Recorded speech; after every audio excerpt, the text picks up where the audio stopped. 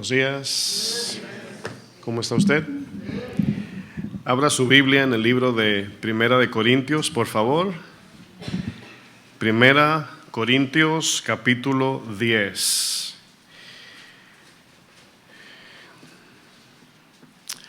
Vamos a compartir un tema. Como bien he estado compartiendo temas individuales, no estamos en ninguna serie todavía. Por lo menos en 2 semanas no habrá series nuevas. Pero quiero compartir un tema que creo que siempre digo esto, ¿no? Es la Biblia, ¿verdad? Es un tema de importancia. Pero este tema en particular es un tema que yo espero que el Espíritu Santo pues ponga en nosotros esta carga, esta responsabilidad y el temor de lo que vamos a estar aprendiendo. Fíjense que una de las cosas que he notado a través del tiempo que se ha ido diluyendo en la iglesia es el tema de la guerra espiritual, que ha sido mal utilizada en muchos lugares, pero como pertenecemos a una iglesia, ¿verdad?, como le llamamos, ¿no?, de sana doctrina, muchas veces nos quedamos con la teoría de lo espiritual y no con la realidad de lo espiritual. Y a veces, cuando hablo con personas que están pasando cosas, casi nunca escucho la parte espiritual de los ataques demoníacos que son reales, de los engaños de Satanás que ahí están, y la Biblia misma dice que no hagamos un sobreénfasis de eso, pero que tampoco ignoremos sus maquinaciones. Otra de las cosas que he visto que se ha ido perdiendo es el tema del infierno. Y yo sé que el infierno pues parece como que hay que excusarse cada vez que hablamos del infierno, pero el infierno, hermanos, si hablamos del beneficio de la salvación y la severidad y seriedad de la salvación o del evangelio, de un lado tenemos la vida eterna y del otro tenemos el infierno. Entonces, si eliminamos la palabra infierno, el mensaje del infierno, de lo que es el evangelio, pues ¿de qué nos está salvando el Señor finalmente? Es como un ejemplo que usaba un evangelista, dijo: si en una playa estás con tu familia, está llena de gente, y ves un tiburón y comienzas a decir, por ejemplo, salgan, peligro, ¿verdad? La gente no se va a mover hasta que no digas tiburón.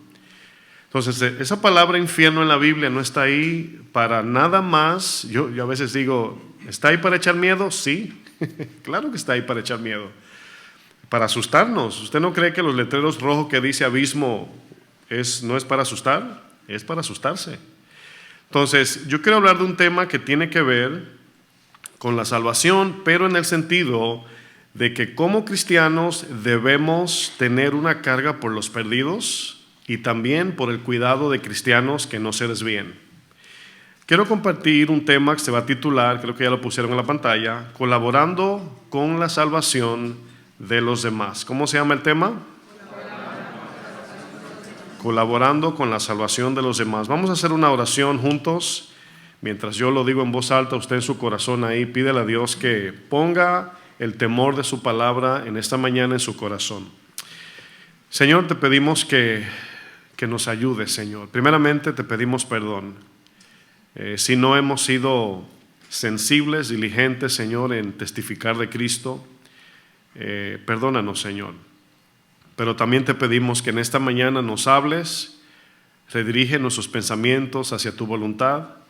Dame gracias, Señor, dame palabras que podamos entender, Señor, y ayúdame, Señor, en tu gracia a enseñar tu palabra bien, Señor, en el nombre de Jesús. Primera de Corintios 10, versículo 31. Dice Pablo: si pues coméis o bebéis o hacéis cualquier otra cosa, todo lo que hagamos en síntesis, dice, hacedlo todo para la gloria de Dios. No seáis tropiezo ni a judíos, ni a gentiles, ni a la iglesia de Dios. Como también yo, dice Pablo, en todas las cosas agrado a todos, no procurando mi propio beneficio, sino el de muchos, para que sean salvos. Una de las cosas más hermosas y sabias que Dios ha creado es el matrimonio. ¿Cuántos dicen amén? El matrimonio es la primera institución creada y establecida por Dios, y desde allí, se forman las familias de donde luego vienen las generaciones que llenan toda la tierra. Todos venimos de un matrimonio. Cuando estamos en el proceso de casarnos, la novia y el novio planifican su futuro para disfrutar el uno del otro. Piensan en los preparativos de la boda, luego la luna de miel, luego comienzan a pensar dónde van a vivir, la casa que van a comprar y finalmente cuántos hijos van a tener. Pero en medio de ese proceso de casados, mientras se va desenvolviendo sus planes, vienen los conflictos, vienen los roces, vienen las luchas porque el esposo quiere hacer una cosa, la esposa quiere hacer otra. Comienzan los conflictos por causa del desacuerdo y el deseo de la autocomplacencia. Pero entre pleitos, conflictos y desacuerdos, en uno de esos días donde ambos durmieron separados por la discusión de la noche anterior, no diga amén, el esposo se fue a dormir al sofá, pero luego amanece y en una mañana sorpresiva, la esposa tira un grito al cielo y el esposo sale corriendo a ver si todo está bien y encuentra a su esposa sentada en el suelo con una sonrisa de lado a lado y a la misma vez llorando de alegría con una prueba de embarazo en la mano y le dice: estoy embarazada. Ahora la vida ha dado un giro 180 grados, el enfoque del matrimonio ahora son los hijos. Todos los planes, prioridades y metas toman un giro diferente ahora. Aún los conflictos y desacuerdos son completamente diferentes. Ya el yo quiero queda a un lado. Ya es que mis cosas, mi tiempo, mis deseos quedan atrás. El sofá blanco ya no es blanco, las paredes ya tienen diseños de crayola y marcador. Si no te gustaban las mochilas, ya no es cuestión de gusto. Ya los malos olores son normales. Y a la hora de dormir quedó en el reloj sin aguja, ¿verdad? Ahora todo gira alrededor de los hijos. El sacrificio por el sustento y el cuidado y el bienestar de los hijos es lo más importante. ¿Cuál es la moraleja? Bueno, todos, absolutamente todos, tenemos derechos, tenemos privilegios, deseos, metas, aspiraciones que queremos alcanzar en algún momento, pero la realidad es que por un amor superior al nuestro, todos esos derechos, privilegios, deseos, metas y aspiraciones debemos de ponerlo a un lado para cumplir con algo mayor o más importante que nuestros deseos. ¿Cuántos dicen amén a eso? El apóstol Pablo enfrenta una cultura cuyo enfoque principal era buscar la autocomplacencia. Su enfoque principal era buscar la manera de satisfacer los apetitos de su ego, ir detrás de todo lo que produzca comodidad, placer o deleite en la carne.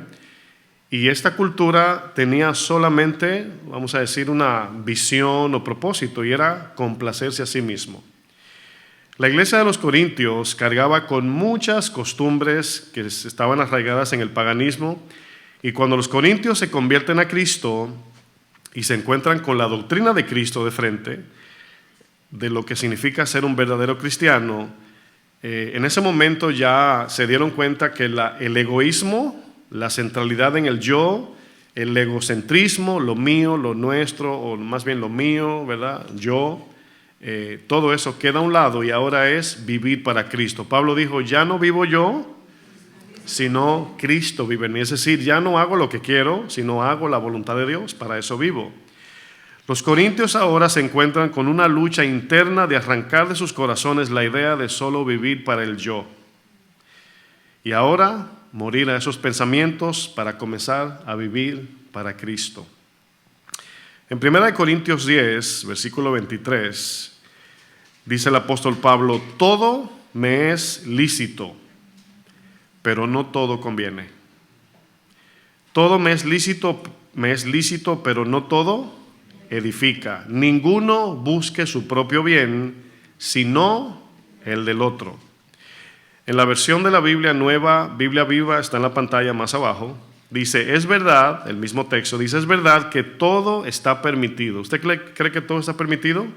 Bueno, esa palabra significa que el ser humano tiene la libertad de hacer lo que bien le parezca, lo que le dé la gana. Suena raro, pero así es.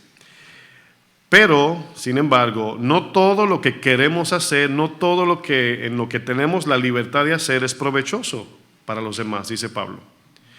Dice: uno puede pensar solo en uno mismo.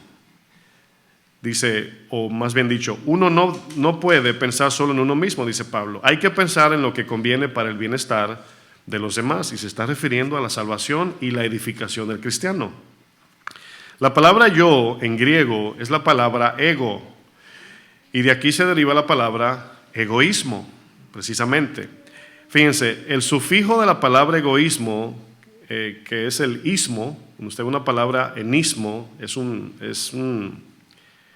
o sea, significa practicar. Esta palabra egoísmo entendemos que es la práctica del autoenfoque. Es vivir una vida enfocada en sí, ese es ensimismarse. Bueno, esta palabra, usted sabe que las palabras que terminan en ismo, ateísmo, atletismo, organismo, optimismo, ese ismo es la práctica de la palabra anterior. Pero fíjense, la palabra egoísmo, la voy a definir, es el interés y amor excesivo por sí mismo. Si usted tiene más de 75 selfies en su teléfono, pues ore por usted mismo. Todo es acerca de ti. Ya se están riendo ya. No se confiesen tan temprano. Son personas, esta palabra, que no se interesan por los demás. Se creen el sol del espacio. Está la palabra también egocentrismo, y la definición dice que es una exagerada admiración y centralidad en sí mismo, considerando a los demás como inferiores o menos importantes. Ahora, esto puede suceder de manera intencional o consciente, o de manera inconsciente. Así soy, ¿verdad? Egoísta, por usar un ejemplo. Bueno, así como el orgullo, el egoísmo, mis hermanos, se disfraza detrás de muchas cosas. Existen muchas maneras de practicar el egoísmo, y debo decirles que todos, a cierto grado, a cierto nivel, todos tenemos algo de egoísta en el corazón. ¿Usted está de acuerdo? Si no lo dijo, pues ya lo dijo. Yo no, pastor. Ya lo dijiste.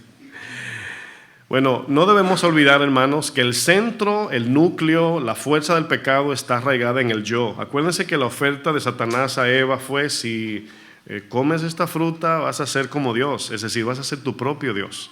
Y vas a hacer lo que tú quieras, cuando tú quieras, de la manera que quieras. Bueno, toda insubordinación se origina en el pecado, y usted escucha eso del corazón: lo mío, yo, para mí, yo puedo, yo soy, yo tengo. Y eso es algo natural. Desde niños, usted ve que los niños se pelean por el juguete, y la palabra es mine, mío, mine, mío. Ese es el pleito, ¿verdad?, de los niños. Ahora, vamos a hacer un testing aquí. Vamos a hacer un examen de egoísmo. ¿Están listos? Bueno, ahí estás en un evento, en alguna fiesta, y 100 personas y dicen: la foto de grupo, y todo lo corriendo, ¿verdad? Luego toman la foto y vas corriendo y le dices: déjame ver la foto. ¿A quién es la primera persona que buscas? A mí, diga, no, a mí. O sea, yo. Y si no quede bien, bórrala. No importa que los 99 quedaron bien. O sea, es natural, ¿no? El apóstol Pablo, hermanos, fue uno de los que más confrontó el egoísmo. Fíjense, Filipenses 2, cuando dice Pablo en el verso 4, dice, o sea, no busquen solamente su propio bien, sino consideren a los demás como superiores a ustedes. Pablo sabía, mis hermanos, que si un cristiano lavado y comprado por la sangre de Cristo es egoísta, él sabe que esto produce dos problemas muy, muy peligrosos. Número 1, el tropiezo para el evangelio. Número 2, el vituperio del nombre de Cristo. Un cristiano egoísta en esencia es como decir el fuego que no calienta. Es lo mismo, el agua que no moja. O sea, es una contradicción. Un cristiano egoísta es contradictorio. El egoísmo, hermanos, se esconde detrás de muchas personalidades, y permítame nada más nombrar 3 de ellas. 3 personalidades que son un tropiezo para el evangelio entre cristianos. Número 1, la víctima. Bueno, todos, si yo les pregunto, ¿cuántos de nosotros hemos tenido un pasado traumático, o tenemos algo que recordar que nos duele, que nos afecta, Y no les tengo que decir, levante su mano, dígame. Creo que todos hemos enfrentado algo en el pasado. Pero una cosa es lo que nos pasó, otra cosa es tornar nuestra vida en una mentalidad victimista. ¿Verdad que sí? Miren, las personas que se hacen la víctima centran todo en su dolor y en sus traumas del pasado. Todo gira alrededor del daño que le causaron. Por eso cuando usted habla con alguien, con muchas personas, porque todos tenemos un pasado, pero hay algunos que siempre están sacando a flote lo que le hicieron. Y eso es una mente victimista. Nadie, dicen ellos, en este mundo los entiende, nadie sabe lo que me hicieron, ¿verdad? Es que soy así porque, y siempre alguien más tiene la culpa de sus errores. Ese tipo de personas, hermanos, tiene un carácter de que no le gusta que le digan cuando hacen algo mal, porque ellos son los que están heridos. Todo lo que hablan es basado en sus penas, lástimas y dolores por lo que le causaron en el pasado. ¿Se imaginan a Jesús haciéndose la víctima camino a la cruz, hermanos? ¿Usted se imagina cuántos hubiesen sido salvos con un salvador victimista? Jesús en la cruz diciendo, no, o sea, ustedes no saben lo que me hicieron, y soltar la cruz y que no se salve nadie. Entonces nuestro ejemplo a medir es Cristo. No soy yo, no es el hermano al lado, es Cristo, hermanos. O sea, ¿quién ha sufrido más que Cristo? ¿Alguien aquí? Y no se hizo la víctima él. Y él sí era una víctima. La mente victimista, hermano, se aleja de las personas para que los demás lo busquen. Y si nadie se acerca, entonces se ahogan en el dolor de sus penas y lástimas de que nadie los saluda, nadie los llama, nadie les interesa sus necesidades. Usted tómese un día la Biblia y trate de encontrar cuándo Jesús se acercó a alguien para ayudarlo. Y se va a dar cuenta que todos se acercaban a Jesús cuando tenían necesidades. No sé si usted notó eso en la Biblia. Jesús nunca llegó a un lugar y dijo, ¿te puedo ayudar? No. Jesús se hacía disponible y la gente se acercaba.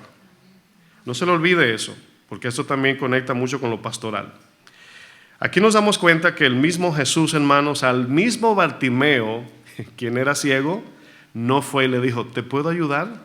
Sino que el ciego oyó que Jesús pasaba y dijo, Jesús, hijo de David, ten misericordia de mí. Y luego dice el discípulo, te mandó a buscar el Señor, párate y acércate. No, es que está ciego, acércate, sino que venga Él. Imagínense, parece, hoy día eso es un insulto. Pero si tenemos mente de víctima, no, que venga a ayudarme Él a mí. O sea, el doctor que venga a mi casa y me toque y me pregunte si estoy bien. Bueno, si tú te alejas de las personas con la intención de que te busquen, eso se llama egoísmo. Punto número 2 o personalidad número 2, el talentoso. ¿Algún talentoso aquí? Yo sé que ahora nadie quiere decir yo, pastor. Hay muchos, pero hoy no vinieron. ¿Quién es el talentoso? Bueno, así lo nombré. Bueno, Dios en su gracia, hermanos, nos da talentos, capacidades y dones. ¿Alguien aquí tiene algún talento? Levanta tu mano. Don, capacidad. ¿No? No, nadie. O sea, solamente como 8. Dios fue injusto, que no nos dio capacidades de hacer nada. Bueno, fíjense, Dios en su gracia nos ha dado talentos, capacidades y dones con el fin principal, quisiera gritar así como Apolos, con el fin principal de servir a los demás. Da pena de que los cristianos, muchos, usan los dones para sentirse como más que los demás. Sin embargo, el don o los dones, capacidades, habilidades que Dios da es para servir a los demás. Sin embargo, una persona con muchos talentos y dones puede caer en el peligro orgulloso de centrar todos sus talentos. Y usted habla con esta persona y todo es acerca de lo que sabe hacer.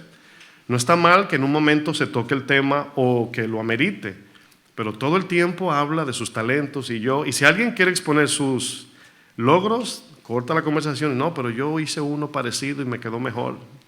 Quizás no diga me quedó mejor, pero va a cortar y va a entrar y va a presentar su punto de vista. Entendemos, hermanos, que los talentos, dones, capacidades no es el problema, es el corazón, hermanos. Es ese corazón que se disfraza de humildad. El talentoso, el que tiene talentos, piensa que todo gira a su alrededor y se olvida que estos dones dados por Dios son para servir a los demás. Por eso Dios te da un don, una habilidad, una capacidad para que sirvas, no para que te vean como, ¿verdad? Don, ¿verdad? Fulano de tal. Romanos 12, verso 3, en la versión de la Biblia, Palabra de Dios para Todos. Fíjense aquí lo que dice el Señor. Dice: por el favor que Dios me ha mostrado, hablando Pablo, les pido que ninguno se crea mejor que los demás. ¿Por qué nos creeríamos más o mejor que los demás? Por algún atributo que tenemos que otros no tienen. Dinero, posición, título universitario, don, capacidad, etcétera. Por los dones que Dios les da. Dice Pablo: más bien usen su buen juicio para formarse una opinión de sí mismo conforme a la porción de fe que Dios le ha dado a cada uno. O sea, al brazo, brazo, al pie, pie, como escuché por ahí, a lo sucio, sucio, limpio, limpio, ¿verdad? Cada cosa en su lugar, ¿sí o no? ¿Está entendiendo? Esa es la medida de fe. Si tú eres oreja, no te creas nariz. Si eres pie, no te creas el ojo. Esa es la idea de cada uno según la medida de fe. Dice el verso 4, todos tenemos un cuerpo formado de muchas partes y cada una de esas partes tiene una función distinta. Así pasa con nosotros, dice Pablo, lo que es el cuerpo de Cristo. Somos muchos, pero todos formamos, ¿cuánto? Un solo cuerpo en nuestra relación con Cristo. Como parte de ese cuerpo, cada uno pertenece a los demás. O sea, imagínense, ¿para qué, si el brazo existiese o existiera solo, de dónde estuviera colgado? Si el ojo estuviera solo, ¿a dónde estuviera involucrado o conectado o pegado de? Si no hubiera cara o cabeza.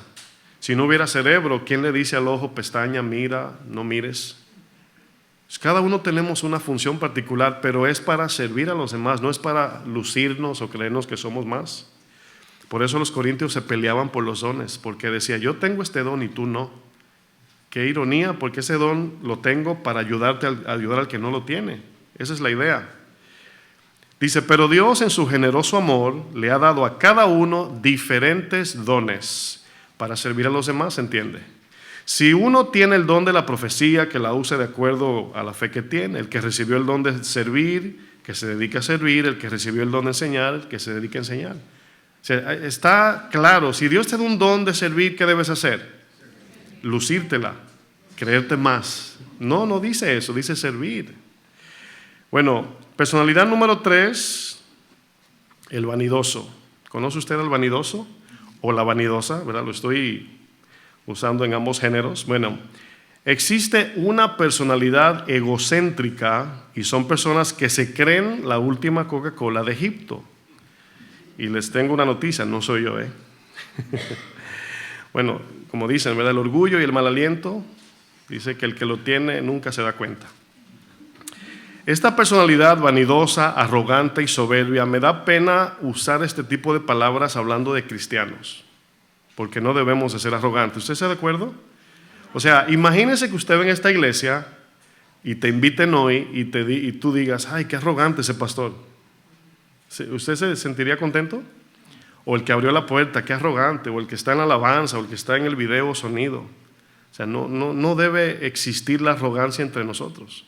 Es por eso que adoramos a Dios, para bajarnos al suelo y que Él sea exaltado. Precisamente por eso.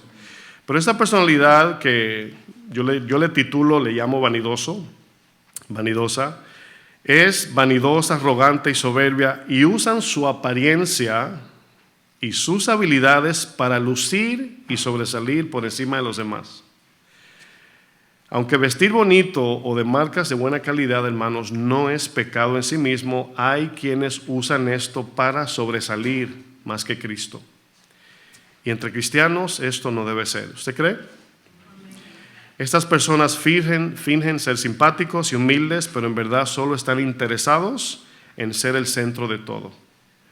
Y si no logran lo que quieren, su insatisfacción los conlleva a alejarse o a crear problemas entre hermanos. Salmo 101, verso 5, miren lo que dice el salmista. Salmo 101, 5. Dice, al que solapadamente infama a su prójimo, yo lo destruiré, dice el Señor. Dice, no sufriré al de ojos altaneros y de corazón vanidoso. Mis ojos pondré en los fieles de la tierra para que estén conmigo. El que ande en el camino de la perfección, se entiende que la obediencia a su palabra, este me servirá. La palabra vanidoso que el salmista usó aquí, hermanos, quizás le dé mucha hasta risa. Esta palabra vanidad, ¿sabe lo que significa en este contexto? Vanidoso, es la palabra vanidoso. Significa, abre camino que por ahí voy yo. Eso significa. Literalmente significa anchura. ¿Sí entiende, verdad? ¿Se acuerda cuando Jesús dice, ustedes, fariseos, verdad? Ustedes los faris abren su filactería y ensanchan, significa, abran camino que por ahí voy yo. Usted conoce gente así, no tiene que decir amén, pero piense. Bueno, esta palabra vanidoso significa, abre camino que llegué yo. Me dio mucha risa la traducción, pero en sí la traducción yo la parafraseé a eso que dije. En sí significa anchura, ampliar o necesito espacio que voy a caminar por ahí, ¿no? Eso significa. Dígale que está a su lado, bájate de esa nube. Me lo tienen que decir a mí, ¿verdad? Dice, no se vale, pastor, siempre es entre nosotros. Bájate de esa nube, ¿verdad? Hermanos, me puedo pasar la mañana entera hablando de personalidades con comportamientos que no colaboran con el evangelio y la salvación de los demás, que lo que hacen es poner tropiezo. Pablo nos dice, tenemos la libertad de hacer lo que queremos. Tenemos esa libertad. Tenemos libertad y podemos hacer todo sin que nadie nos prohíba lo que yo quiero hacer, lo que tú quieres hacer. Pero luego Pablo dice, sin embargo, no todo lo que deseamos hacer colabora con la edificación de mi hermano o la salvación del perdido. Es por eso que cuando tomamos decisiones, cualquiera que sea, ya Pablo dijo, si como, bebo o hago lo que sea, debemos de considerar que sea en beneficio y edificación del cristiano y del que no conoce de Cristo. Entonces el texto parece que se revuelve y dice, entonces no puedo hacer lo que yo quiera. Si quiero edificar, si quiero que haya beneficio en el cuerpo de Cristo, no puedo hacer lo que yo quiera. Créanme que como cristianos tenemos deseos humanamente hablando. Pero cada vez que viene un deseo, mi esposa y yo hablamos como pareja, ay, me gustaría esto. Nada malo, nada, no estamos hablando de nada fuera de lo normal. Y siempre viene la pregunta, sí, pero entonces los hermanos, la iglesia, el Señor, bueno, pues olvídalo. Y yo pienso que esto es práctico. ¿Por qué? Porque hay veces que decimos, ¿es malo esto? Y bueno, pregúntate no si es malo, sino en qué edifica. Esa es la pregunta. La Biblia, hermanos, nos habla del llamado a ser un evangelista. Es decir, Dios llama a algunos y lo capacita con dones especiales para llevar a cabo esta tarea del evangelismo de Jesucristo a nivel mundial. Sin embargo, debo aclarar que aunque no todos somos llamados a ser evangelistas, la Biblia dice que todo cristiano debe testificar de Cristo. Muchos cometen el error de autodenominarse evangelista porque riega tratados. Y el evangelista es un llamado. Ser evangelista es un llamado de Dios. Y algunos lo tienen, no todos. Bueno, ¿usted conoce a Billy Graham? ¿Cuántos conocen a Billy Graham? Billy Graham fue un evangelista que murió en 2018, febrero 21. Él tiene el récord de asistencia en una cruzada. En el sur de Corea tuvo un evento evangelístico y asistieron 1.1 millón de personas. 1.1 millón o 1.1 millones, no sé si se pluraliza, pero bueno, más de 1 millón de personas fueron a ese evento. ¿Te imaginas la escena? Usted luego va a Google y ponga Billy Graham 1.1 million Corea y va a ver el mar de gente. Bueno, Billy Graham fue llamado por Dios a ser evangelista. Es un llamado. Y vemos muchos evangelistas, tanto en la Biblia como a través de la historia. Pero Billy Graham, como muchos otros evangelistas, fueron llamados por Dios con un propósito mayor o de mayor abarque, de alcance a nivel mundial. Pero no todos los cristianos tenemos un llamado a ser evangelistas, sin embargo, todos somos llamados a testificar de Cristo. El mismo Pablo le dice al pastor Timoteo que colabore con la obra del evangelio. En 2 Timoteo 4:5 le dice Pablo a Timoteo: pero tú sé sobrio en todo, soporta las aflicciones, haz obra de evangelista. ¿Era Timoteo evangelista? No, el texto dice: haz obra de evangelista. O sea, haz las obras de evangelismo, cumple tu ministerio. Timoteo no era un evangelista, era un pastor.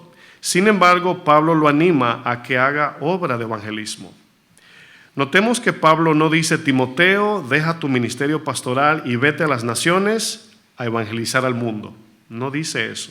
Es por eso que Cristo en Efesios 4 dice que hay un cuerpo: apóstoles, evangelistas, pastores, maestros, profetas. Hay un orden y cada uno tiene que ocupar su lugar. Por eso mucha gente se me ha acercado. Recuerdo que una vez nos invitaron a un evento grande y muchas veces Dios, claro, me dice: no participes.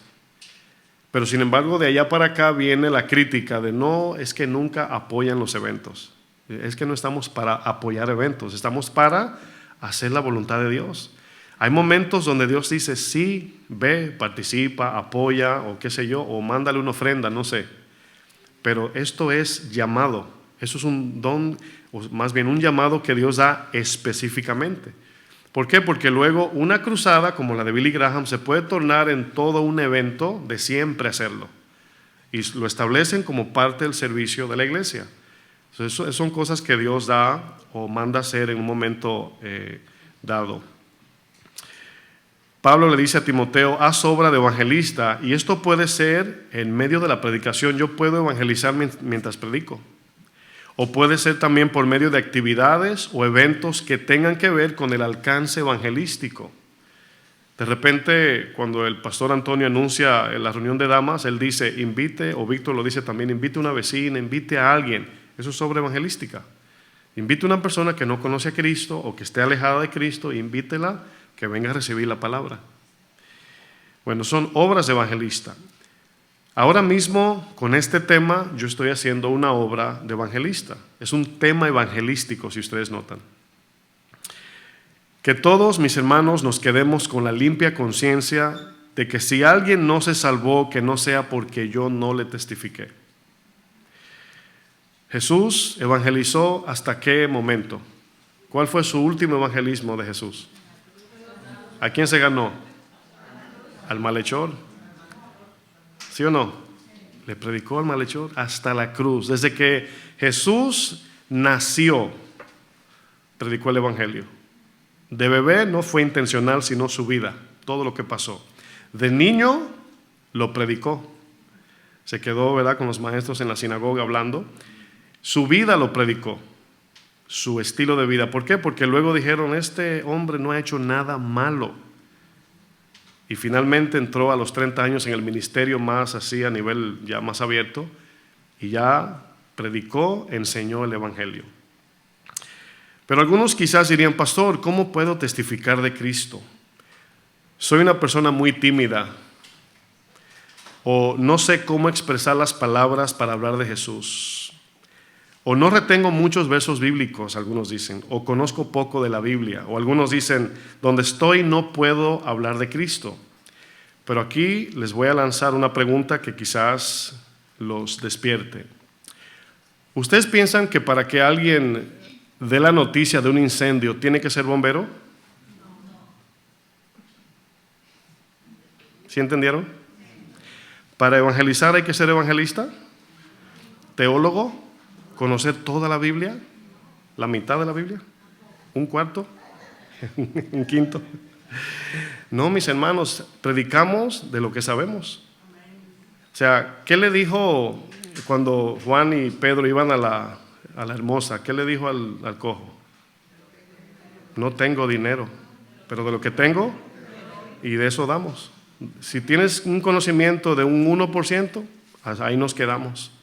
Mira, Cristo te ama, murió por ti, arrepiéntete, esto, lo otro. Y entonces, ¿quién es la ramera de la Gran Babilonia? Mira, no sé, pero Cristo te ama, murió por ti, arrepiéntete. Entonces, ¿por qué el Señor hizo El diluvio, no, la verdad no sé, pero Cristo te ama, arrepiéntete. Hasta ahí me da el evangelio, hermanos.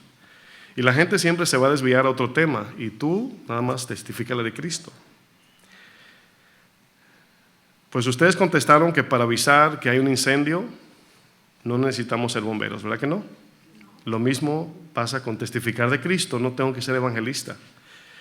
Es posible, hermanos, que tengamos muchas limitaciones para predicar de Cristo. Yo sé, o sea, yo tengo limitaciones, usted también. Pero a veces lo que en verdad tenemos son excusas. Y eso es lo que hay que examinar. Cuando comenzaron a salir los celulares, los dispositivos de pantalla digital, hermanos, al principio hubo una pregunta cuando dijeron, todo se va a sistematizar con pantallas digitales. Y la mayoría de las personas decían, y las personas de mayor edad que no tienen nada de conocimiento de tecnología, ¿cómo se van a hacer? Pregunte eso hoy. ¿Quién no tiene un celular? Hasta los perritos ya casi. ¿Qué ha pasado, hermanos? Todos, absolutamente todos saben usar un celular. Quizás no son diestros así profundo, pero lo saben usar. Le alcanza para hacer una llamada, mandar un texto y recibir un pago. Te mandé una ofrenda, eso sí lo sé hacer, a ver.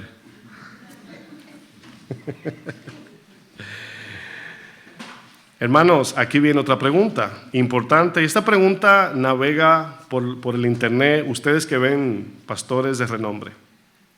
¿Se puede predicar el evangelio sin palabras? ¿Sí o no? Sí. Muy espirituales. No. No se puede. Usted piense bien, ¿por qué dije que no? ¿Por qué no se puede?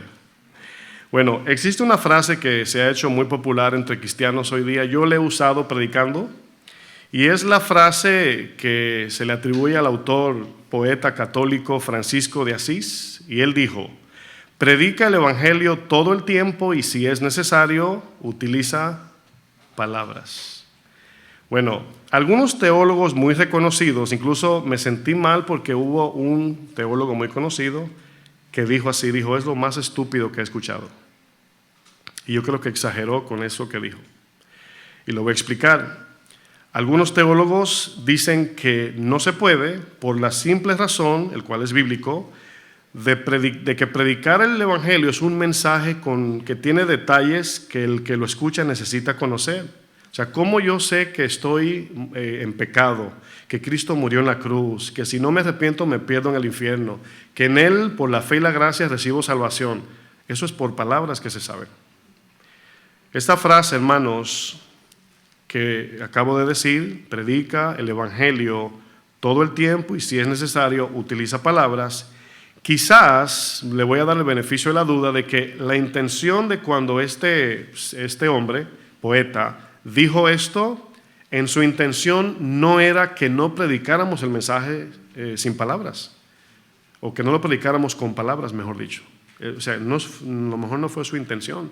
A lo mejor su intención fue enfatizar el testimonio del cristiano al predicar las palabras del evangelio. ¿Sí están entendiendo esa parte? Romanos 10:13 nos dice que no podemos predicar el evangelio sin palabras. Pero vamos a ver más adelante otros puntos que van a complementar. Romanos 10, verso 13, voy a leer la versión de la Biblia, Palabra de Dios para Todos.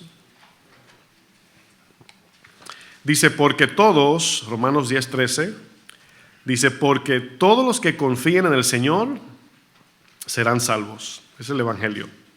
Pero comienza a hacer preguntas retóricas. Pregunta retórica es preguntas que no necesitan respuesta.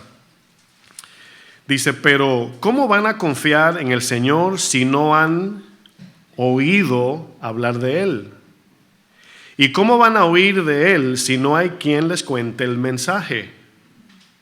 ¿Y cómo van a contar el mensaje si no hay quien los envíe?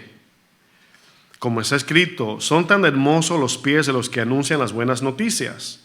No obstante, no todos ellos hicieron caso de las buenas noticias. Por eso Isaías pregunta, Señor, ¿quién ha creído a nuestro mensaje? Así que la fe aquí es el mensaje del evangelio, es el resultado de oír el mensaje. La gente oye el mensaje cuando alguien le habla de Cristo. Entonces, no nos vamos a escapar de nunca hablar de Cristo porque es más fácil no hablar. porque ahí no nos metemos en problema, ¿verdad? Entonces, testificar siempre involucra palabras. Miren, el apóstol Pablo nos dice que debemos de predicar el evangelio con palabras. De lo contrario, las personas no tendrían conocimiento ni convicción de su estado de pecado y de lo que Cristo hizo en la cruz. Si tú vas a un lugar, pongo un ejemplo, y llegas a un restaurante y comes, y cuando vas a sacar la billetera o tu cartera o el dinero para pagar, te dicen, ya pagaron. Y tú dices, ¿y cuál es la próxima pregunta? ¿Quién pagó? ¿Para qué? Para mostrar gratitud, decir gracias. Pero si no te dicen, tú dices, un ángel, o qué sé yo, ¿no? O no sé quién pagó, pero alguien me pagó. Se queda en el aire la gloria, en el sentido de el agradecimiento. Entonces, si no me dicen que Jesús fue a la cruz, o sea, ¿cómo voy a saber? O sea, no lo voy a saber. Necesitamos escuchar el mensaje. Eso dice Romanos 10. Por eso Pablo dice, así que la fe es por el oír y el oír por la palabra de Dios. El propósito de esta enseñanza, hermanos, es acerca de nuestra colaboración con la salvación de los demás por nuestro buen testimonio. Escuche que dije colaboración. Predico y complemento con mi testimonio, pero tengo que predicar. Ahora, es cierto que no siempre hay que abrir la boca, en el sentido de que no es el momento, no puedes, y luego con tu vida puedes mostrar el evangelio, pero finalmente te van a preguntar o le vas a tener que decir, soy cristiano, o Cristo me salvó, o Cristo murió por ti. Porque ese buen testimonio, ¿a quién se lo vamos a atribuir? ¿Al presidente? ¿Al vecino? No, a Cristo. Entonces, sí, podemos predicar sin palabras, pero finalmente hay que usar palabras. No sé si me entendieron. Miren lo que dice Pablo acerca del testimonio, cómo colabora con la salvación y la edificación del evangelio. 2 Corintios 6, verso 1, voy a leer la versión Dios habla hoy. Esta versión es más sencilla. Dice, ahora pues, ¿cómo? Dice la pantalla, ¿qué? Colaboradores en la obra de Dios, les rogamos a ustedes que no desaprovechen la bondad que Dios les ha mostrado. Porque Él dice en las Escrituras, en el momento oportuno te escuché, en el día de la salvación te ayudé. Y ahora es el momento oportuno, ahora es el día de la salvación. Ese ahora significa aprovecharlo en todo tiempo. Dice, en nada, dice Pablo, damos mal ejemplo a nadie. Tome eso en cuenta, en nada damos mal ejemplo a nadie. Para que nuestro trabajo, se entiende que en la obra del ministerio del evangelio, no caiga en ¿qué? En descrédito. ¿Qué es desacreditar? ¿Qué es descrédito? Es quitarle el valor a algo de mucho valor. Si alguien dice, Cristo te ama, ¿verdad? Arrepiéntete, pero luego es un mentiroso el que lo dice, un adúltero, desacredita el evangelio. Y el que escucha el evangelio dice, son todos iguales. Verso 4, al contrario, en todo damos muestras de que somos siervos de Dios. ¿Qué dan? Muestras. Soportando con mucha paciencia los sufrimientos, las necesidades, las dificultades, los azotes, las prisiones, los alborotos, el trabajo duro, los desvelos y el hambre. Todo esto atravesamos por causa de Cristo. Dice, también le demostramos por nuestra pureza de vida, fíjense, santidad, por nuestro conocimiento de la verdad, por nuestra tolerancia y bondad, por la presencia del Espíritu Santo en nosotros, por nuestro amor sincero, por nuestro mensaje de verdad y por el poder de Dios en nosotros. Usamos las armas de la rectitud tanto para el ataque como para la defensa. Dice el verso 8, unas veces se nos honra y otras veces se nos ofende. Unas veces se habla bien de nosotros y otras veces se habla mal. Dice, nos tratan como a mentirosos a pesar de que decimos la verdad. Nos tratan como a desconocidos a pesar de que somos bien conocidos. Estamos medio muertos, pero seguimos viviendo. Nos castigan, pero no nos matan. Parecemos tristes, pero siempre estamos contentos. Parecemos pobres, pero enriquecemos a muchos. Parece que no tenemos nada, pero lo tenemos todo. Aquí Pablo está haciendo una conexión de su vida, sacrificio y entrega por el evangelio. Lo que leímos al principio, hermanos, en 1 Corintios 10, 33, cuando Pablo dice, no busco mi propio bien para que se salven otros. Eso dice Pablo. Tú y yo, mi hermano, mi hermana, mis hermanos, tú y yo somos cristianos que Dios nos ha salvado por gracia, por medio de la fe, nos ha limpiado por su sangre, nos ha comprado con su sangre. Y como cristianos podemos ser de ayuda y bendición para la vida de muchos cristianos que a lo mejor están batallando, están débiles, y podemos ser de ejemplos. También podemos ser una mano ayuda o encaminar a los que no conocen a Cristo por nuestra conducta y estilo de vida. Usted hasta este punto se está dando cuenta lo importante de vivir como cristianos 24/7, 365 días del año, porque todo el tiempo, hermanos, tenemos una lupa del mundo que nos está mirando. Y si por alguna casualidad te equivocas y luego predicas el evangelio, esa equivocación va a servir de tropiezo.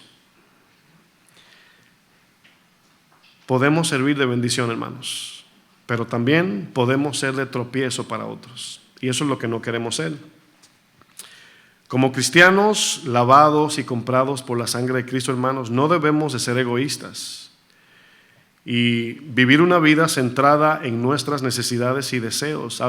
Yo a veces digo, hay cristianos que no salen de una. Yo digo, a veces hay tiempos de prueba, yo lo entiendo eso. Hay tiempos difíciles, pero son tiempos y pasan. Pero al salir de esos tiempos, hermanos, queda un testimonio de cómo Dios nos ayudó, nos fortaleció, nos sustentó, y de eso hablamos. Pero si todo el tiempo me estoy ahogando en Cristo y todo es prueba y nada es gozo y alabanza y servicio, o sea, ¿cómo la gente se va a interesar por nuestro mensaje? ¿Cómo? Si un rico multimillonario se está muriendo de estrés y de afán de vida y ve a un pobre que tiene paz, le pregunta, oye, ¿cómo esa paz que tiene? Explícame. Y ahí viene el evangelio. Cristo la da. Entonces, debemos de predicar el mensaje con palabras, pero debe de ir complementado con nuestra conducta. El mismo Pedro le dice a las esposas que tienen esposos incrédulos, dice 1 de Pedro 3:1 en la versión Dios habla hoy.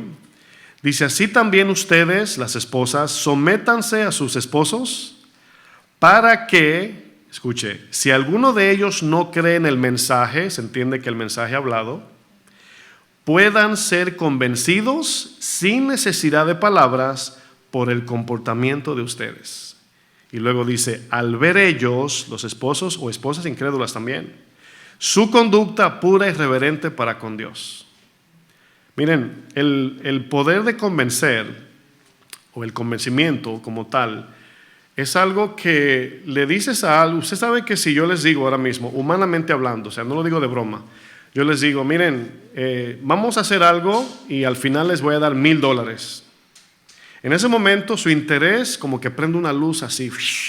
Sí, dime, ¿qué es lo que hay que hacer? Mi país dice, ¿a quién hay que matar seguido, verdad? Porque son $1,000, ¿no? Pero cuando se habla de confrontar, exponer el pecado y eso, como que decimos, ay, como que no tengo mucho interés, mucho deseo. Entonces, el convencimiento del evangelio, hermanos, depende de 3 cosas: de la predicación, del Espíritu Santo y de la conducta como evidencia del creyente. Entonces, si yo digo, hablando de remedios, alguien tiene un dolor aquí, tú dices, yo tenía el mismo dolor y me unté eso y se me quitó en un segundo. Bueno, eso vende. Usted no sabe si es aceite de burro, usted no sabe si es pestaña de camello. Usted lo que escuchó fue sana. Si sana, pónmelo. Te va a picar un poquito, no importa, yo lo que quiero es que se vaya ese dolor. Lo mismo con el evangelio. Cuando no tenemos paz y escuchamos de un cristiano que Dios da paz, queremos esa paz. ¿Sí entienden eso? O sea, no, como hablamos hace ya 8 días, no esa paz que viene cuando me pagan y si me deben se me va la paz, no. Esa paz, dice de Filipenses, que sobrepasa todo entendimiento, hermanos. Cuando alguien te ve lleno de paz y esa persona se está volviendo loco o loca por sus deudas, afán, estrés, las cosas están mal, y decimos que somos cristianos, Dios te da paz en medio de eso. No es que te va a quitar eso y te va a dar paz, no, te da paz en medio de todo eso. Amén. Paz que no encontramos en el mundo, hermanos. Cuando una persona me pregunta, ¿y por qué ya tú no tomas? Yo nunca tomé mucho, pero el trago social, entiéndase. Dice, ¿por qué? O sea, ¿qué tiene de malo? Y yo le pregunto, ¿qué tiene de bueno? Explícame. Y yo le dije a una persona, le dije, mira, yo nunca tomé por buscar nada, tomé porque el ambiente lo ameritaba. Nunca me gustó, pero el que lo hace está buscando paz, calmando un dolor, etcétera, etcétera. Y ya Cristo hizo eso. ¿Para qué voy a gastar dinero ahora? O sea, ¿se te fue el dolor? ¿Te vas a tomar la pastilla después que se te va el dolor? ¿No? Si Cristo llena, hermanos, ¿para qué hay que buscarlo en otras cosas? Entonces, por la simple razón, nuestra conducta, hermanos, siempre está siendo supervisada por aquellos que ya saben que somos cristianos. ¿Sí sabe la gente que tú eres cristiano? ¿No? ¿No saben? Yo sé que la pregunta como que fue enredada y ahora dice, sí saben, pero no sabía que siempre me están supervisando. Hermanos, yo he visto este común denominador y a lo mejor para algunos será una advertencia. Si tú tienes un buen amigo que no es cristiano, o una amiga, o un familiar, y te llevas muy bien, el cual no es problema, pero cuando andas con esa persona te apagas de tu cristianismo y entras en temas así mundanos y esa misma persona te va a criticar. Yo lo he escuchado. Porque de repente, cuando tú estás firme en tu postura y te invitan a una fiesta o algo y dices, no pasa nada, baila, toma, bebe, o sea, ríete los chistes de doble sentido, no pasa nada. Pásala bien, ustedes son muy estrictos. Y tú lo ves como que medio convincente. Y luego se te sale un chiste de doble sentido, ajá, cristiano, mira el cristiano. Y de inmediato te acusan. El mismo que te apoya para que el que te dice no es nada, luego así es algo. Ajá, no era nada, pero ahora que lo hice me criticas. Porque eso es lo que el mundo quiere en el sentido del enemigo. Él quiere que caigamos, hermanos. Mal testimonio, el Satanás sabe que no colabora con la salvación y edificación de nadie. Debemos demostrar, hermanos, una conducta. Y yo sé que esto es una práctica, no es una perfección que hemos alcanzado, es una práctica de todos los días. Cada día tenemos un autorreporte. Ay, ayer me invitaron a una casa y no debí decir eso. No vuelvo a decir eso. Y comienzo a practicar hasta que ya no lo hago. Ay, el día que fui a comprar eso no le contesté bien a la de la tienda. Está mal, perdóname, Señor. Eso es práctico. Nadie está hablando de perfección aquí, porque nadie. Pero es práctica. ¿Por qué? Porque estamos dejando, aun cuando nos equivocamos y pedimos perdón, la gracia de Dios te cubre y la gente dice, wow, aún en el error. Hermanos, hablar palabras ofensivas, malas palabras, o como buenos hispanos nos encanta el chiste. ¿Cuántos les encanta el chiste? El relajo. No, nadie. Nadie. Y cuando digo algo aquí todos se ríen, ¿verdad? La pregunta es, ¿los chistes, hermanos, es pecado contar cuentos de chiste? Bueno,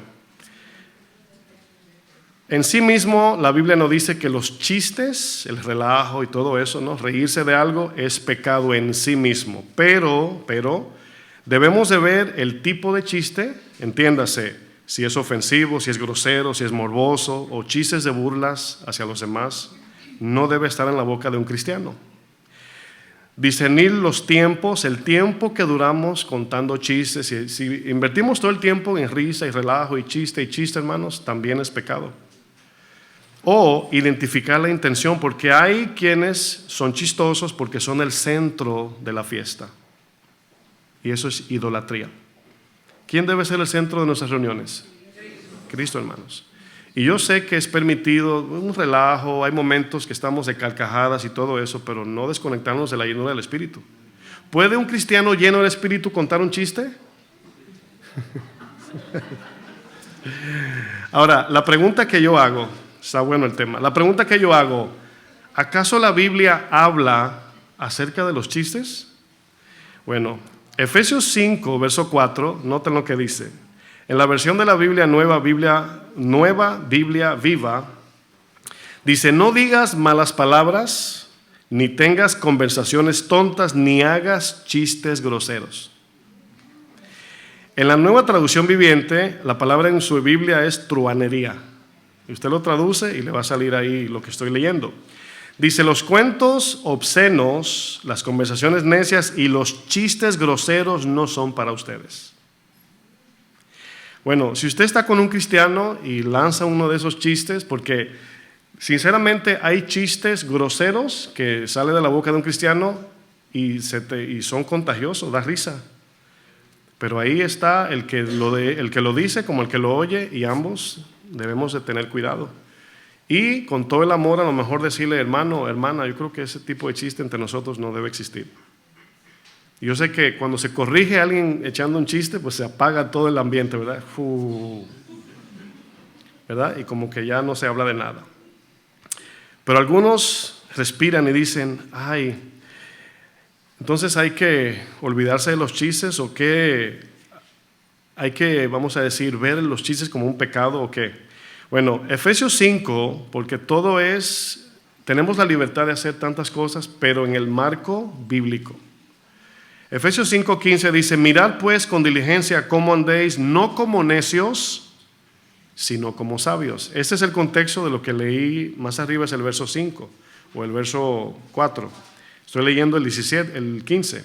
Dice el 16, aprovechando bien el tiempo. Aquí dice que aunque el chiste sea cristianamente permitido, si está fuera de tiempo, si no es el tiempo de estar relajando, es pecado también.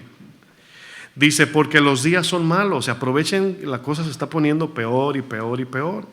Por tanto, no seáis insensatos, sino entendidos de cuál sea la voluntad del Señor. Aprovechando bien el tiempo. Hermanos, cuando nos hacemos cristianos, Dios nos da una gracia especial, y luego las personas hasta nos invitan a su casa a comer o quieren pasar tiempo con nosotros. Hermanos, no tomen eso como que eres tú, tu carisma, tu belleza. Dios te está proveyendo un espacio para edificar. Lugares donde tú no entrabas, Dios te permite estar con el fin de glorificarlo. ¿Cuántos se acuerdan de Esther? Esther en un momento parece que se creía ella la reina, pensaba que ella por su belleza hadasástica, ¿verdad? El rey se enamoró y por eso estaba ahí. Y en Esther 4, verso 13, lo leo bien rápido, dice, entonces dijo Mardoqueo, primo, tío de ella, yo le llamaría, es un primo, pero como era mayor, ella lo respetaba. Dice, entonces dijo Mardoqueo que respondiesen a Esther, se estaban mandando mensajes de texto. Dice, no pienses, Esther, que escaparás en la casa del rey más que cualquier otro judío. ¿Piensas que porque eres la reina te vas a salvar?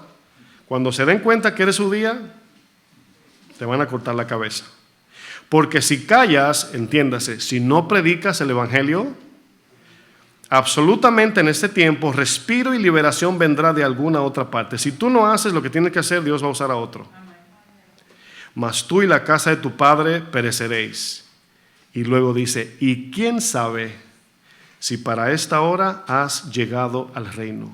Esa frase significa que Dios nos va a poner en lugares, nos dará oportunidades, incluso vas a conseguir trabajo en lo secular que tiene el propósito de tú ser luz allí, no solamente tú hacer dinero.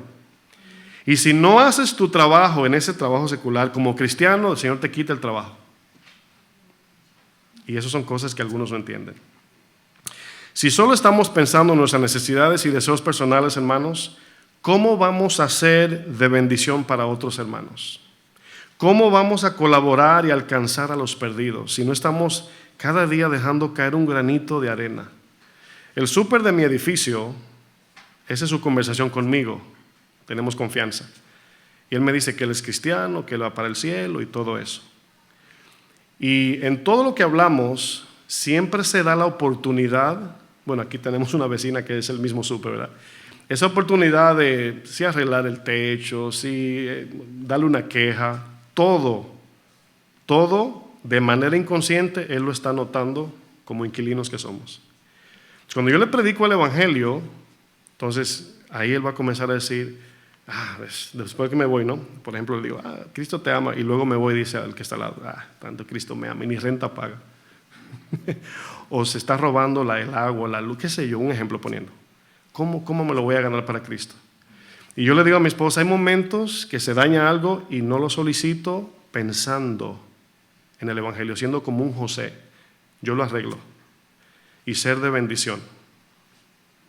¿Para qué? Porque estoy acumulando puntos para que cada vez que yo le hable, un día pues esa explosión interna de salvación en su vida pueda tener un efecto. Todo, hermanos, dice Pablo, lo hacemos para la gloria de Dios, a ver si alcanzamos alguno. La palabra dice que somos sal que preserva el mundo para salvación y somos la luz que alumbra en las tinieblas el camino a la salvación. La iglesia en esta tierra, hermanos, está preservando el resto del mundo para salvación. Somos sal que preserva. La gente no se ha ido toda al infierno por la iglesia, hermanos, por el Espíritu Santo, por la gracia de Dios. Y Dios nos está dando, dice, algunos piensan que el Señor dice que viene y no viene. No, Él no tarda su venida, sino que es paciente para con todos, para que acudan al arrepentimiento. ¿Cómo lo van a hacer si no le hablamos? ¿Cómo van a creer si no le decimos? Ya lo vimos en un texto. Mateo 5:14, el Señor dice, vosotros sois la luz del mundo. Una ciudad asentada sobre un monte no se puede esconder. Usted se imagina, vamos a comprar una lámpara. ¿De cuántos watts? De 200 watts. Y cuando la pones, le pones una sábana encima, tápala. ¿Está prendida? Sí, préndela y luego tápala. ¿Qué va a pensar tu vecino de ti? Esa persona tiene problema, ¿verdad? O sea, aquí no tiene sentido. Dice, ni se enciende una luz y se pone debajo de un almudo, una caja o una almohada. Dice, sino sobre el candelero y alumbra a todos los que están en casa. Y luego dice, así alumbre vuestra luz. Aquí se van a dar cuenta que el efecto evangelístico no es palabras. En este verso no. Así alumbre vuestra luz delante de los hombres para que vean. Jesús usa la luz porque la luz no habla. La luz emana un rayo de reflejo, ¿no? Para que vean vuestras buenas obras, nuestro comportamiento como cristianos, y glorifiquen a vuestro Padre que está en el cielo. Hermanos, les debo decir, nadie puede glorificar a Dios si primero no es salvo. El texto de manera implícita deja dicho que por mi conducta algunos creerán al Evangelio y le darán gloria a Dios por la salvación. Ningún no cristiano puede, bueno, ya conocemos, 1 Corintios 12 dice, nadie por el Espíritu puede maldecir a Cristo, ni nadie sin el Espíritu puede llamarle Señor. Entonces, aquí el texto deja claro que ese glorificar a Dios al ver nuestras obras es la salvación de ellos, hermanos. Queda implícito. Y aquí Jesús le da una instrucción evangelística a todo el cristiano. Sé luz en todo tiempo. O sea, yo no ando en la calle con el megáfono, Cristo te ama, Cristo viene pronto. Yo no soy de esos. Cuando voy a mi país, hay un señor que lo conozco de muchos años. Él es que vendía los juguitos en la escuela. Es cristiano y va a la iglesia de mi abuela. O él va, lo que pasa es que mi abuela ya murió. Y ahora que viajo, a las 6 de la mañana pasa con un megáfono, predicando el evangelio. O sea, Dios lo movió a él a eso. A mí me llamó a pastorear, a ti te llamó en otra área. Pero todos debemos de testificar, hermanos. Todos debemos de testificar. Por eso Pablo dice, no procurando mi propio beneficio, sino el de muchos para que sean salvos. El domingo pasado hablábamos de que la alegría del cristiano, la prosperidad, el gozo, la paz se encuentra en desprenderse. Generosidad, servicio, perdón. Nada tiene que ver con dame, sino dar. De tal manera amó Dios al mundo que ha dado. Esa es la llenura del cristiano, servir a otros. Pablo nos dice que lo que sea que hagamos y en cualquier lugar que lo hagamos, que siempre lleve el propósito de reflejar la gloria de Cristo, hermanos. Nos encontraremos en el terreno perfecto nos encontramos en el terreno perfecto para glorificar a Dios, hermanos. Usted quizás vea a esta generación que se pierde, que no quiere nada de Cristo, pero créame que el desbarajuste que hay aquí, hermanos, el reguero social que tenemos, es un buen terreno para hacer luz. Mientras más tinieblas, más se ve la luz también. Entonces, en una generación donde los jóvenes ya no dicen buenos días, la mayoría no respetan, y no solamente jóvenes, la gente anda desconectada. Y Dios te da una plataforma para que contrastes tu comportamiento en un mundo de tinieblas, hermano. Ser diferente. Si la gente que cuando vas a entrar a la tienda no te agarra la puerta, tú hazlo. Si no te dicen buenos días, tú di buenos días. Si no dicen permiso, tú pide permiso. Esa es la diferencia, hermanos. Filipenses 4:4, Pablo dice, regocijaos en el Señor los domingos. Parece que dice, ¿verdad? Siempre, mis hermanos. Miren, yo dependo mucho de la paz y el gozo del Señor, porque hay personalidades que si no tienen eso, se le nota en su carácter. Yo tengo carácter fuerte, pero me ayuda mucho la paz de Dios, el gozo, la contentura en el Señor, me ayuda muchísimo. Entonces, algunos de nosotros somos, es como hablaba de los chistes, el que no está, si no estás contando chistes, está enojado. Somos como el switch, o sea, o prendido o apagado. No tenemos puntos medios. Y yo a través de mi caminar con Cristo he tenido que aprender a gozarme en el Señor. Hay momentos, hermanos, donde no siempre es relajo y hablar de cosas vanas. Hay momentos para eso, yo entiendo. Pero aprovechar el tiempo, hermano. Usted no se imagina las veces cuando pasamos tiempo y se toca el tema de la palabra y luego me mandan mensajes. Pastor, la pasamos súper bien. ¿Por qué? Porque la palabra edifica, hermanos. La palabra sana, nos hace libre, nos hace conocer más a nuestro Dios. Nos amamos más, hay más vida espiritual entre nosotros, hermanos. Pablo dice, regocijaos en el Señor siempre. Otra vez digo, regocijaos. Y luego dice, vuestra gentileza sea conocida de todos los hombres. Voy a definir esa palabra en un momento. El Señor está cerca. Por nada estéis afanosos. ¿Cuál es la cara de un afanado? Pues no la haga, pero usted sabe. Y de alguien que muestra gentileza, pues obviamente diferente, ¿no? Dice luego el texto, si no sean conocidas vuestras peticiones delante de Dios en toda oración y ruego con acción de gracias, o sea, con gratitud. Y la paz de Dios que sobrepasa todo entendimiento, guardará vuestros corazones y vuestros pensamientos en Cristo Jesús. La palabra gentileza, hermanos, significa, escuche bien, espero que todo eso se vea en nosotros. Amabilidad, cortesía, educación, afable, ternura, agradable. Usted conoce el contexto. O sea, que en nuestra vida cristiana la gente vea que por lo menos seamos gente afable, amable, dulce, respetable, educada, generosa, todo ese tipo de atributos que Cristo tenía. Que la gente diga, no sé, pero esa persona siempre que la veo me alegra el día. Yo he escuchado eso. O sea, no que lo dicen de mí, sino en general. Ay, cuando yo esa persona no sé por qué, pero me trae.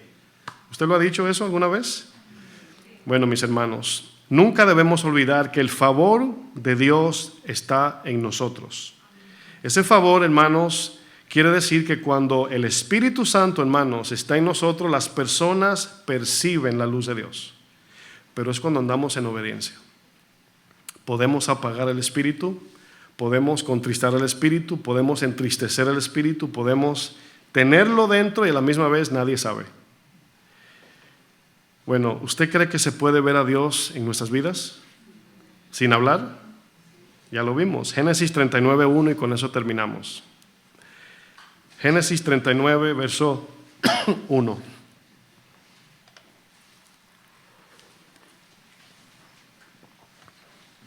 Solamente le voy a leer la historia y le va a quedar muy claro.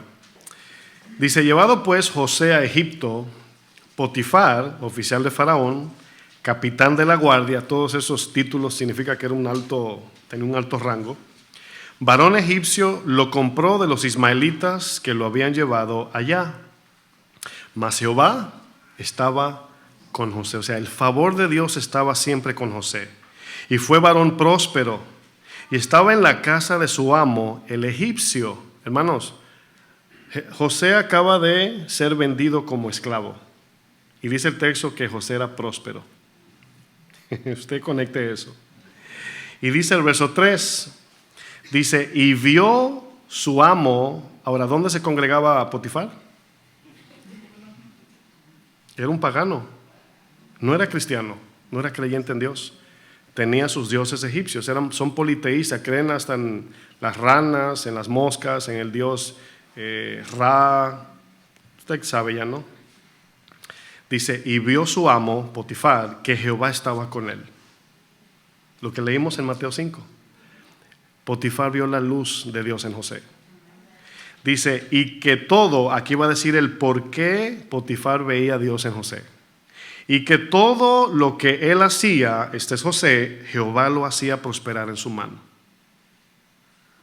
Yo a veces escucho de mi suegro, mi esposa dice que tiene buena mano para las plantas. Y cualquier cosa que arregla, florece, ¿verdad?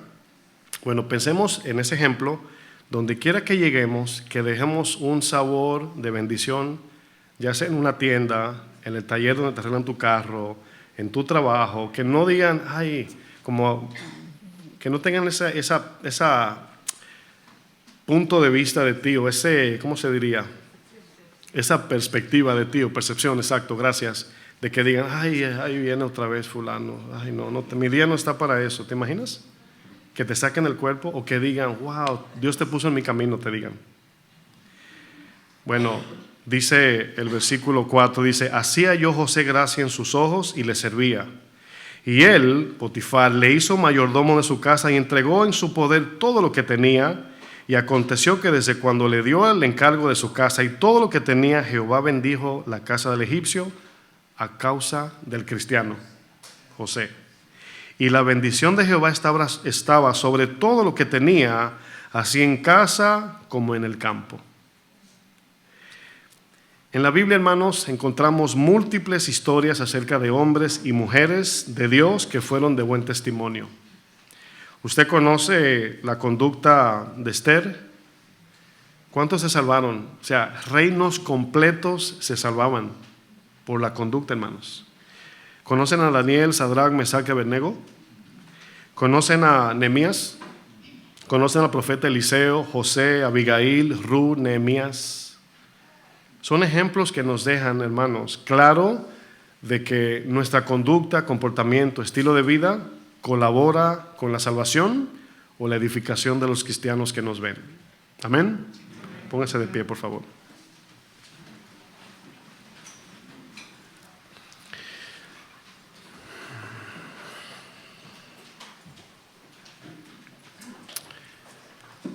Hay veces que estamos en situaciones y en lugares donde precisamente Dios nos quiere porque quiere usarnos como sal y como luz. Y a veces nos quejamos imagínese José, ¿qué no pasó José?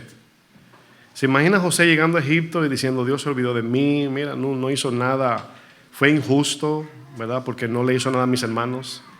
José, nunca vemos en la Biblia, en la historia de José, quejas de que Dios lo abandonó.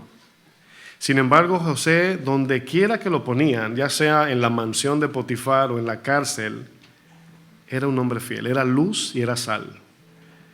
Y Dios muchas veces bendice el lugar donde estás por tu vida, por tu conducta, por tu testimonio, por tu gracia, tu servicio, tu generosidad.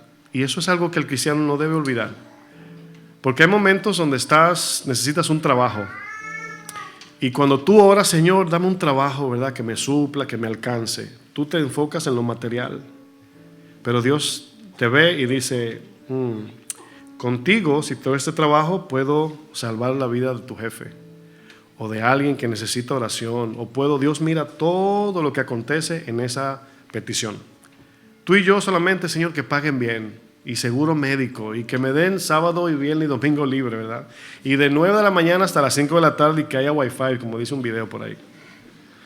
Todas las comodidades. El Señor luego te da un trabajo que tiene un propósito, no solamente de suplirte, sino de que tú seas luz y sal, hermanos. Yo siempre he hablado del testimonio del que era mi jefe, y yo aprendí con él eso, de que donde Dios te pone, Él quiere que seas testimonio, que testifiques de Cristo. Si Dios, un día vas en el tren y te encuentras con alguien, y hay veces que Dios te pone la carga y te dice, háblale de mí. O sea, ahí tienes que decirle en un segundo, Cristo te ama, murió por ti. Todo así como le dijo Esteban a los fariseos o Felipe al eunuco, en un momento todo lo que tienes se lo deja caer ahí. Toda tu teología se la deja caer. Pero personas que tú ves a diario, que trabajas con ellos, familiares, pues hay más tiempo, ¿verdad? Y ahí es donde hay que caminar como luz. Ser de testimonio para ir acumulando puntos para el día que le hables de Cristo. Todo eso que has vivido como buen testimonio, hermanos, sea el complemento de su salvación.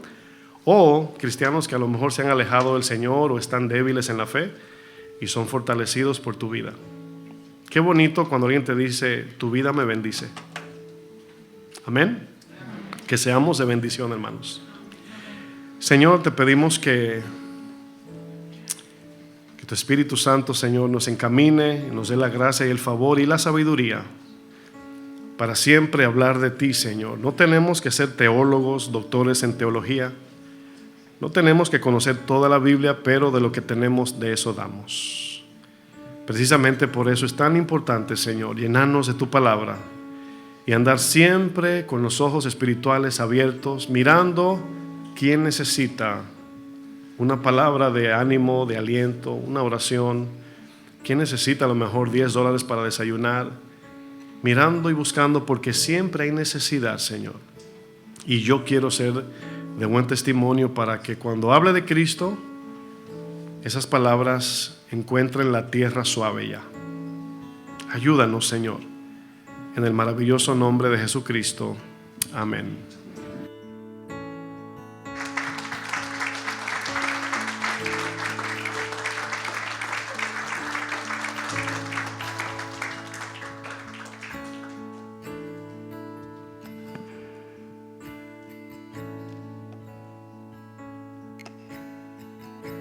Cantemos.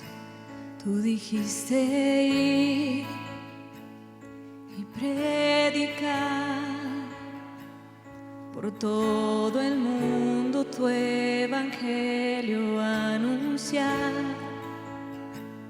que todo ser pueda escuchar cuánto les amas y les quieres salvar. Digamos una vez más. Tú dijiste ir y predicar por todo el mundo, tu evangelio anunciar, que todo ser pueda escuchar cuánto les amas y les quieres salvar. Señor, heme aquí, que dispuesto estoy, anunciaré tu muerte y que vives hoy, y de tu sufrir en aquella cruz, a este mundo que se muere sin tu amor. Con compromiso digamos: Jesús, yo quiero llevar a las naciones tu verdad, decirles de tu amor por mí, y que un día tú vendrás, tu luz yo quiero brillar. Usa mi vida más y más, no me avergonzaré de ti, pues tú eres la verdad. Jesús, yo quiero llevar a las naciones tu verdad, decirles de tu amor por mí, y que un día tú vendrás, tu luz yo quiero brillar.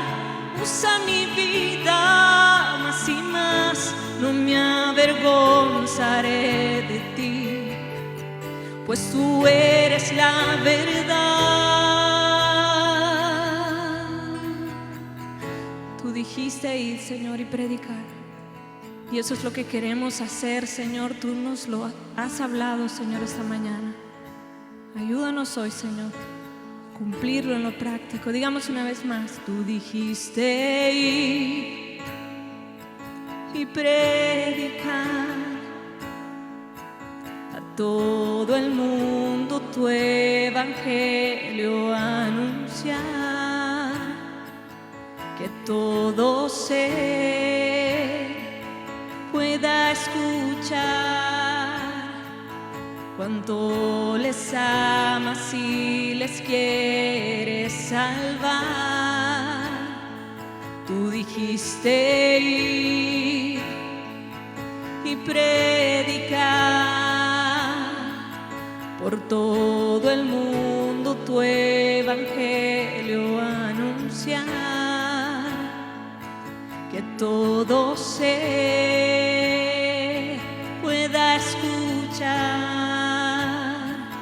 cuánto les amas y les quieres salvar. Con manos en alto digamos: Señor, heme aquí, que dispuesto estoy, anunciaré tu muerte y que vives hoy, y de tu sufrir en aquella cruz, a este mundo que se muere sin tu amor. Jesús, yo quiero llevar a las naciones tu verdad, decirles de tu amor por mí, y que un día tú vendrás, tu luz yo quiero brillar. Usa mi vida más y más, no me avergonzaré de ti, pues tú eres la verdad. Jesús, yo quiero llevar a las naciones tu verdad, decirles de tu amor por mí, y que un día tú vendrás. Jesús, yo quiero brillar. Usa mi vida más y más, no me avergonzaré de ti, pues tú eres la verdad. Tú dijiste ir y yo estoy aquí. Heme aquí, Señor, dispuesto estoy a ti. ¿Cuántos dispuestos estamos? Amén. Dispuestos estamos, Señor, a anunciarte, Dios, en palabras y con nuestro testimonio. Amén. Y aquí viene el desafío, hermanos. El Señor ha hablado, pero al salir sabemos que viene la aplicación. Que el Señor nos bendiga a todos y que tengamos buen domingo.